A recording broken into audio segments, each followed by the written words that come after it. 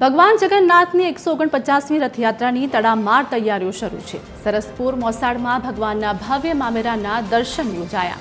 યજમાન પરિવાર તરફથી ભગવાનને ભેટ સોગાત અર્પણ કરાઈ। વૃંદાવનના ખાસ કાપડમાંથી પ્રભુના સુંદર વસ્ત્રો તૈયાર કરવામાં આવ્યા છે। વસ્ત્રોમાં રાણી રંગના મોર અને ગજરાજનું હેન્ડવર્ક કરવામાં આવ્યું છે। તો ભગવાનના વિશેષ મુગટ ખાસ વૃંદાવનથી તૈયાર કરાયા છે। ભગવાન જગન્નાથને સોનાની ચેન, બુટ્ટી અને વીંટી અર્પણ કરવામાં આવ્યું છે। તો રેશમ વર્કના આકર્ષક વસ્ત્રોથી ભગવાનનો શૃંગાર કરાશે।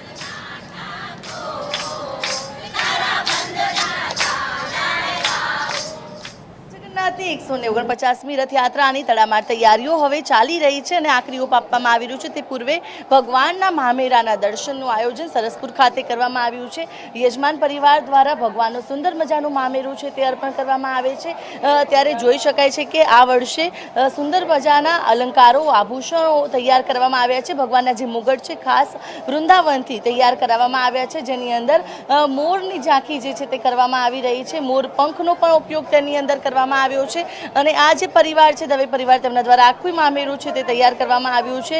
સોના ચાંદીના પણ આભૂષણો ભગવાનને અર્પણ કરવામાં આવ્યા છે, જેમાં 3 વીંટી, 1 બુટ્ટી, ચૂની અને સોનાની જે ચેન છે તેનો સમાવેશ થાય છે। જ્યારે પાર્વતી શ્રૃંગારમાં સુભદ્રાજી માટે પણ જે તમામ વસ્તુઓ તૈયાર કરવામાં આવી છે। જ્યારે ભગવાનના વસ્ત્રોની વાત કરવામાં આવે તો રાણી રંગના આ જે ભગવાન માટેના વિશેષ વાઘા વસ્ત્રો છે તૈયાર કરવામાં આવે છે। તેની અંદર જે આખું હેન્ડવર્ક કરવામાં આવ્યું છે તે પણ વૃંદાવનના વિશેષ થીમ આધારિત કરવામાં આવ્યું છે। તેનું મટીરિયલ છે તે વૃંદાવનથી લાવવામાં આવ્યું છે। દર વર્ષે ભગવાનના મામેરાની આગવી ઓળખ જે છે તે રહે છે, ત્યારે મામેરા દર્શન સરસપુરના રણછોડરાય મંદિર ખાતે કરવામાં આવ્યા છે અને તે અંતર્ગત અત્યારે હાલ જે મામેરા દર્શન માટે મૂકવામાં આવ્યું છે। જ્યારે મંદિરના મહારાજ મહંત શ્રી આપણી સાથે છે, તેમની સાથે વાતચીત કરીશું। વિશેષ રીતે ભગવાનના મામેરાનો આજે અવસર છે, કઈ રીતના તમામ તૈયારી કરાય છે, ભગવાનને શું શું મામેરામાં અર્પણ કરાશે? ભગવાનને અલંકારો, વસ્ત્રો અને સુભદ્રાબેનને પાર્વતી શણગાર પણ અર્પણ કરવામાં આવ્યા છે। વિશેષમાં તો ભગવાનને વૃંદાવન મથુરાથી વાઘા અને મુંગટ કરાવવામાં આવ્યા છે।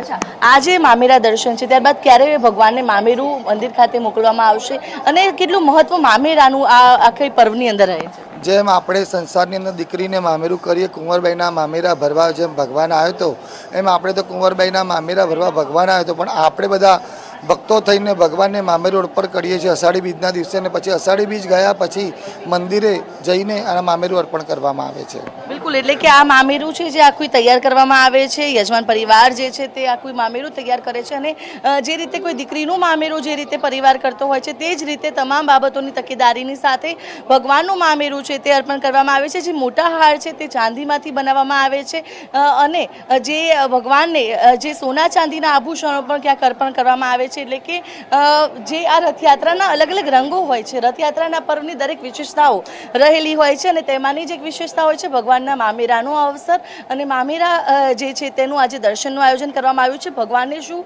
ભેટ સોગાદો યજમાન આપી રહ્યું છે, મામાના ઘરેથી શું આપવામાં આવશે તેના દર્શન માટે સરસપુર મંદિર ખાતે આ મામેરા દર્શન રાખવામાં આવ્યા છે, જેમાં મોટી સંખ્યામાં ભાવિક ભક્તો પણ મામેરાના દર્શન કરીને ધન્યતા અનુભવતા જોવા મળી રહ્યા છે। કેમેરા પર્સન યજ્ઞ મોહન સાથે આયુષી, યાજ્ઞ TV 13 અમદાવાદ। તો ભગવાન જગન્નાથની 149મી રથયાત્રાને લઈને તડામાર તૈયારીઓ શરૂ થઈ ગઈ છે। ભગવાનને ભેટ સોગાત પણ અર્પણ કરાઈ છે।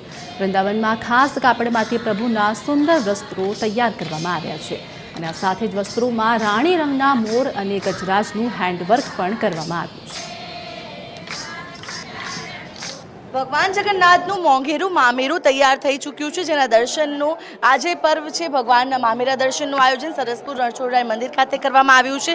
જોઈ શકાય છે દ્રશ્યોમાં કે ભગવાનના સુંદર મજાના વસ્ત્રો તૈયાર કરવામાં આવ્યા છે, આભૂષણો, અલંકારો છે જે યજમાન પરિવાર તરફથી તૈયાર કરવામાં આવ્યા છે। આ વસ્ત્રોની વિશેષતાઓની વાત કરીએ તો વસ્ત્રો છે કે જે વૃંદાવનથી મંગાવવામાં આવેલ કાપડ અને મટીરિયલ દ્વારા કરવામાં આવે છે, જેની અંદર મોર જે છે તે કંડારવામાં આવ્યા છે, ગજરાજ કંડારવામાં આવ્યા છે। ત્યારે હવે જે મંદિરના ટ્રસ્ટી છે ઉમંગભાઈ, તેમની સાથે વાતચીત કરીશું। ઉમંગભાઈ, રથયાત્રાનો પર્વ હોય અને મોસાળમાં મામેરાનો અવસર, કઈ રીતના તૈયારીઓ થાય છે ને આજે મામેરાનો જે દર્શનનો અવસર છે, શું કહેશું? જે રણછોડા 149મી રથયાત્રાના પાવન પર્વ નિમિત્તે જેમ દર વર્ષે આપણે 11ના શુભ દિને ભક્તો માટે અહીંયા આગળ મામેરા દર્શનનું આયોજન કરવામાં આવ્યું છે। જે આજનો દિવસ શુભ દિન 11 છે અને અહીંયા આગળ જે મામેરાનું દર્શનાર્થે મૂકવામાં આવ્યું છે। એની અંદર આપણે વિશેષતા કહીએ કે આ વખતે જે મુગટ બનાવવામાં આવ્યા છે એ મથુરા વૃંદાવનથી બનાવવામાં આવે છે અને વૃંદાવનના કારીગરો દ્વારા બનાવવામાં આવે છે. એની અંદર રેશમ વર્કનું કાર્ય કરવામાં આવ્યું છે. તદુપરાંત જે વસ્ત્ર છે એની અંદર જરદોશી વર્ક કરવામાં આવ્યું છે અને એ મયુર થીમ ઉપર આપણે એ વસ્ત્ર બનાવવામાં આવ્યા છે. અને જે ચાંદીના અલંકાર કે એની અંદર જે ભગવાન જગન્નાથજી, બેન સુભદ્રા અને ભાઈ બલરામજીના જે મોટા હાર જે બનાવવામાં આવ્યા છે એ બોલ્સની ડિઝાઇન ઉપર બનાવવામાં આવ્યા છે. અને જે સોના ચાંદીના જે આપણે દાગીના કહીએ છીએ એની અંદર ભગવાન જગન્નાથજી, બેન સુભદ્રાજી અને ભાઈ બલરામજીની સોનાની 3 વીંટી, બેન સુભદ્રાજીની એક જોડ સોનાની બુટ્ટી અને એક સોનાનો દોરો અને બેન સુભદ્રાજીની એક સોનાની ચૂની પણ અહીંયા આગળ દર્શનાર્થે મૂકવામાં આવી છે. બિલકુલ, તો જે રીતે મોંઘેરા જે ભાણેજનું મામેરું તૈયાર થઈ ચૂક્યું છે, મામેરા દર્શનનો આ પર્વ છે અને ભક્તો જે છે આ દર્શન કરીને પણ ધન્યતાની લાગણી અનુભવતા જોવા મળી રહ્યા છે. કેમેરા પર્સન યજ્ઞ મોહન સાથે આયુષી યાજ્ઞ, TV 13 અમદાવાદ.